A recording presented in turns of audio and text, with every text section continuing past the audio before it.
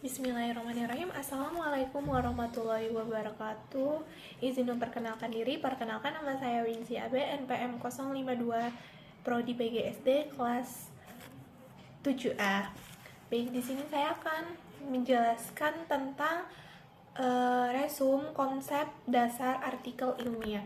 Nah, apa yang dimaksud artikel ilmiah? Nah, makalah ilmiah disebut makalah akademis atau penelitian laporan tertulis yang menjelaskan hasil penelitian asli.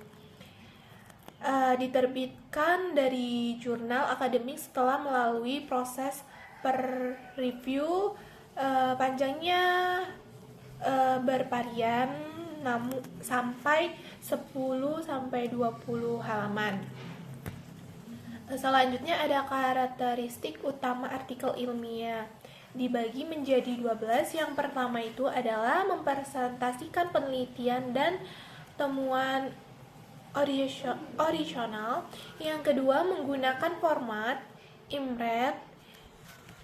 Yang ketiga, yaitu diterbitkannya di jurnal ilmiah sekolah, di review penelitian sejawat. Yang keempat, berisi abstrak yang merangkum poin-poin penting. Yang kelima, ditulis dengan jelas dan ringkas. Yang keenam, menjelaskan secara rinci tentang metode dan prosedur penelitian. Yang ketujuh, menyajikan hasil dan data empiris secara objektif. Yang kedelapan, menarik kesimpulan berdasarkan peneliti dan alasan logis. Yang kesembilan, menempatkan temuan dalam konteks penelitian. Yang kesepuluh, ditulis untuk pembaca yang berpengetahuan luas. Yang kesebelas, menggunakan format dan gaya khusus disiplin ilmu. Yang terakhir, ke-12, bertujuan untuk mengembangkan pengetahuan baru yang dibentuknya. Selanjutnya, artikel ilmiah adalah laporan tertulis yang menggambarkan hasil penelitian asli dan diterbitkan dalam jurnal ilmiah yang dituju oleh rekan sejawat dari Robert Harry. Baik, selanjutnya ada tujuan utama artikel ilmiah.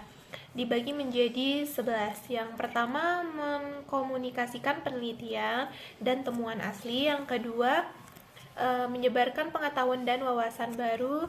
Yang ketiga, menghadapi pengawasan melalui proses review. Proses review bertujuan untuk meningkatkan kualitas penelitian kita. Yang keempat, menyediakan dokumentasi untuk kritik dan produksi. Yang kelima, bagian penemuan dan kontribusi dengan komunitas ilmiah.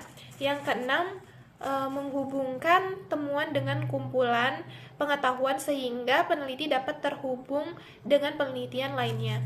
Yang ketujuh, mempromosikan penalaran berbasis bukti. Artinya apa yang dikomunikasikan harus selalu berdasarkan data. Yang kedelapan, menunjukkan ketelitian dan kredibilitas. Semakin banyak artikel atau temuan atau penelitian, maka semakin meningkat kredibilitas kita. Yang kesembilan, mempengaruhi disiplin melalui pengolahan data, teknik dan perspektif. Yang ke-10, batu tonggak bagi peneliti lainnya. Yang terakhir, yang ke-11, memajukan kemajuan ilmu pengetahuan melalui pengetahuan baru. Selanjutnya ada manfaat artikel ilmiah, dibagi menjadi 10. Yang pertama itu penyebaran pengetahuan.